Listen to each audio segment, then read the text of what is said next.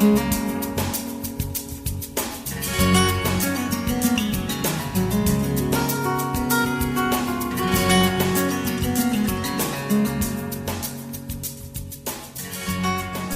is GIS?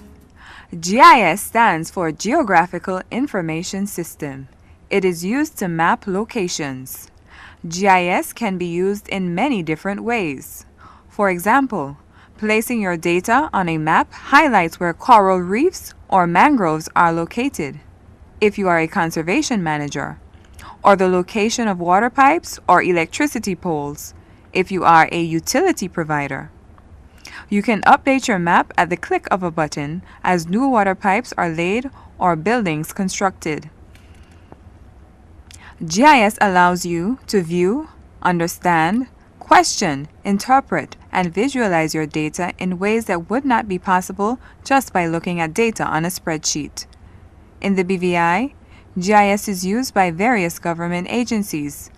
The data is shared across the government through the National GIS Network, which leads to informed decision-making in the development planning process, the selection of protected areas, and the future needs of our community.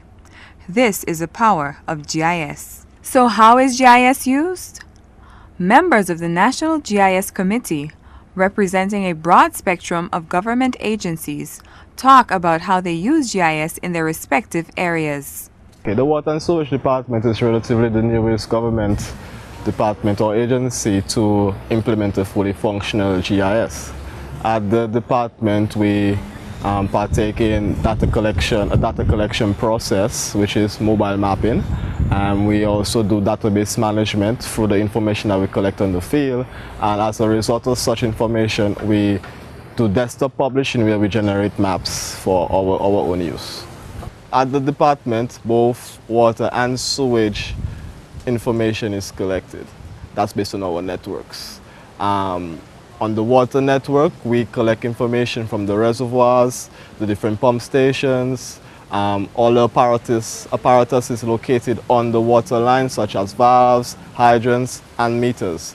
On the sewage side of it, we collect information from the manholes, the network lines connecting to them, and also the relatively pump stations. GIS is used in the department to primarily project the data that we collect on the field. It also serves in squaring any required information that may be required of us or asked of us from the department in terms of the provision of information or essential services or just relating to the customer's needs. Information is then placed into a database, which is also shared by the National GIS with other government agencies and statutory bodies.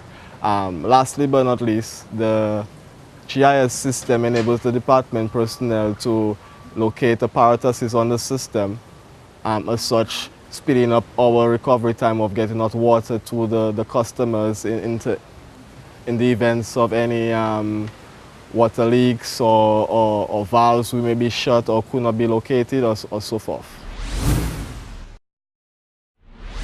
Well, the Conservation and Fisheries Department, we manage natural resources of the Virgin Islands, and we use it to monitor habitat, and we use it to monitor habitat changes. That will be changes in our mangroves or coral reefs or seagrass or salt ponds, beaches or coastline and other areas like that. Well, we collect various environmental data. We collect water quality data from different areas where people swim or where there is water that is conducive to people's health.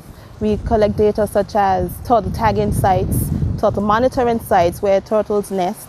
We collect data on the changes in our coastline, changes in our beach profile, how the area changes, whether through reclamation, erosion, degradation, changes in coral reefs, what areas have been diseased, destroyed by anchorages, and fishing zones as well. Our mandate at the department is to sustain our natural resources.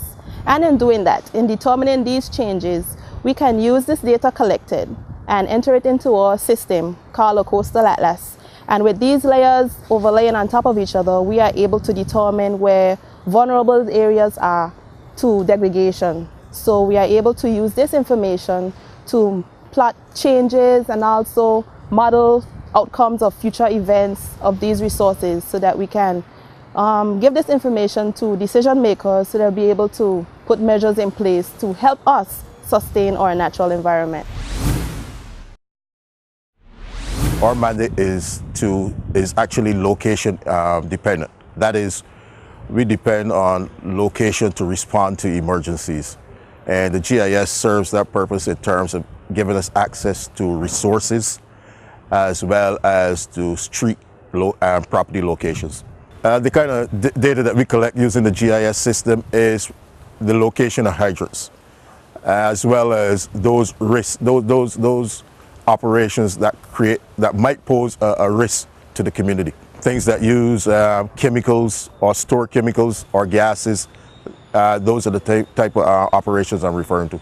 Our mission is location dependent, and therefore what we do is we're able to locate hydrants and also the properties in quick time so that we can actually have emergency vehicles respond to incidents. And that's how we assist the public using the GIS.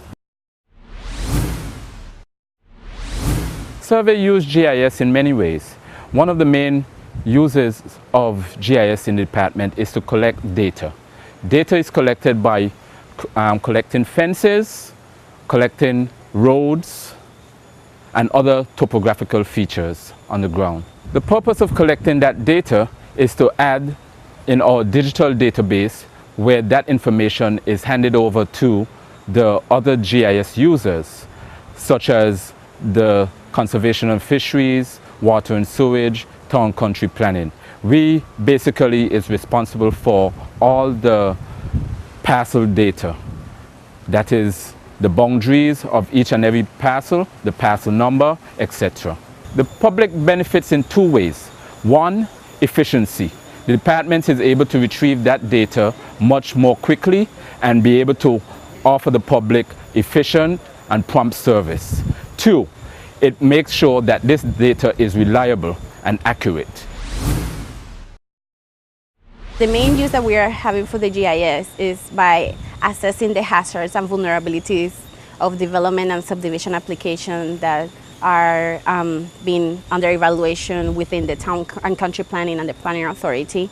So once we are assessing a site, we are actually looking at the hazard data that we have already in the GIS database, which are landslides, storm surge, liquefaction potential, the geology maps, and so on. And based on any hazard identified for a site, we do make recommendations to the planning authority in terms of site plan adaptation, incorporation of setback from the GOTS, and so on, to improve the actual plan for the site in order to reduce the risk of the development within the hazard identified in the area.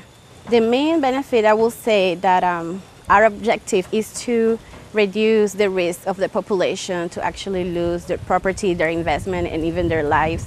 That is our main responsibility. So by doing this kind of hazard and vulnerability assessment with the hazard data that we already had at the department, the public will be aware of the risk that their site has, and they can somehow reduce the risk or avoid any impact from any disaster or any major event that might happen in the territory. At the Town and Country Planning Department, we use GIS to collect our application data, collect building use information, and also help us with our long-term planning and strategic goals of the department. The type of data that we use in the department is mainly the buildings or for building applications that are submitted. It's used to collect information about the type of use of that particular building. It could be a commercial, residential, institutional building. We also utilize subdivision applications, which is subdivisions of various parcels of land throughout the territory. GIS helps us to locate particular applications that are submitted to the department, so we can help better locate these various agencies. It also helps the public to gain better access or quicker reference to a particular application once it's submitted to the department. And also, if we're conducting a building use, it will help us out in the field to locate various agencies. We use GIS at the National Parks Trust to map plants and animals. These could be critically endangered animals like the Anegada rock iguana or red mangrove species that we are mapping the replanting sites along the southern coast of Tortola. We also use it to map historical sites because at the national parks we manage the environment as well as historical sites, in addition to mooring buoys at various locations around the marine environment. We use GPS units similar to what I'm holding right now, and we go out in the field either with research scientists that we're working with, or our staff can go out collecting them as part of their everyday duties. Well, our mandate, our vision, is to protect and manage designated natural and cultural protected areas. So we have 21 national parks and we have a limited number of staff. So using GIS is a very efficient way of mapping what we have and then portraying that information in a map so that we could show our boss, the director of the National Parks Trust, as well as ministers and other heads of department why it's important for protected areas, or we can also show the general public and students what they have in the BVI, what is unique to the BVI, and why we should protect it. So it's wonderful for public awareness and education as well, because it's much easier to look at a map than it is to look at an Excel spreadsheet. And going out there and having photos, because some of these GPS units can actually capture pictures as well as video. And so we can capture all that information and come back in and produce something that we could show and display information about plants and animals or historical sites or mooring buoys and marine areas of the BVI.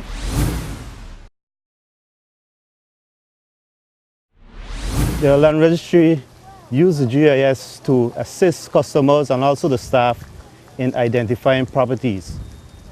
We use data relating to names. Land registry deals with names of ownership, and we collect that by persons registering transfers and prescriptions, partitions at the land registry.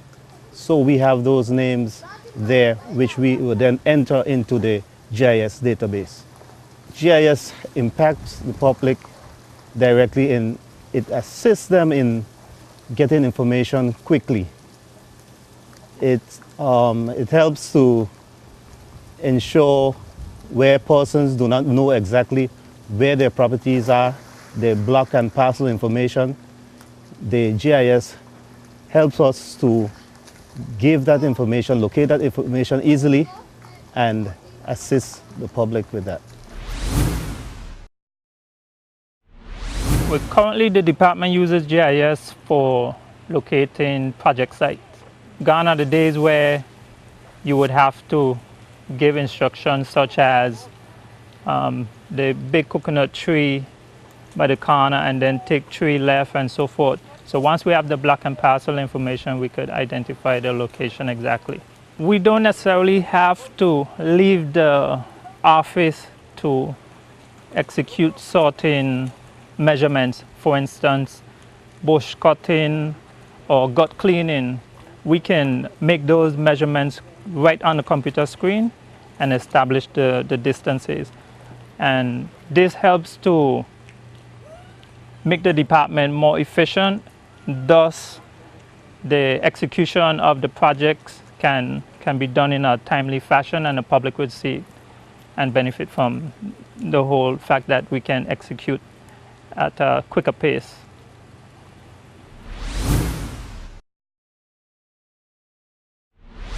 We're not exactly using it right now. We're just about to begin. We just had our training. We just obtained our software and some of the handhelds. But we propose to map the hot spots throughout the territory, meaning places where mosquitoes breed intensely. And we need to be able to determine where these locations are precisely down to the lot.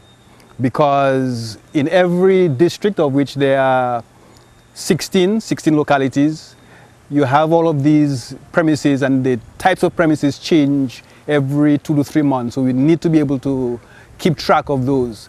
We also want to be able to identify the types of breeding that we get, because we need to be able to determine what types of breeding is taking place and where, since we need to communicate that information to our field staff. And so if we have this capability, we are better able to have them go precisely to where we need them on any particular day. Now there's also the question of the ponds and the junction boxes for the various utility companies. We have to be able to identify those as well, because all of these contribute to the mosquito breeding problems in the territory. Because if we can more readily locate and treat those places we find with mosquito breeding, then obviously there is a greater sense of relief. Because if we are not able to correct the problems, then obviously people are not going to get the problems that they report to us solved in time, and they get frustrated, and they will obviously let us know about it. So timeliness is very important, since the mosquito breeding cycle is just about 7 days from egg to adult. So if a person reports a problem, or if we find a problem, we have so little time that we have no time to waste trying to locate those areas. The National GIS Network is also utilized by various private users. Here's what one had to say. The GIS system has been very beneficial to us. In the past, whenever we were trying to identify properties or locate real estate properties, we would normally go down to the survey department and to land registry and gather information in order to be able to get an idea as to where properties were located. Since we started using the GIS system, we have been able to stay in our office and actually use the GIS system to locate properties, which basically gives us an idea as to where they are located, the size of the property, what has been developed on the property, and basically what also surrounds the property. And as a result of that, we normally would not have to leave our office to go out to determine where these properties are. In addition to that, we have been able to use the maps that can be printed from the GIS system to form part of our residential and commercial appraisals. In addition, the GIS maps have been also used to allow us to use this information to develop our listings for the various properties that we have throughout the British Virgin Islands, which also includes the management of properties. So I am pleased to say that the GIS system going forward can only continue to be of benefit to us in the real estate industry. And I'm looking forward to the day when it becomes a tool that can be used by all stakeholders involved in the various aspects of real estate. I know that from time to time there have been attempts made to update the system, and I look forward to the day when the system is updated so we can actually have information right up to date. So on behalf of the staff at Smiths Go BVI Limited, I'd like to say that the GIS system has been very beneficial to us, and we look forward to supporting the government in any way possible to ensuring that the system continues to improve from day to day. Thank you very much.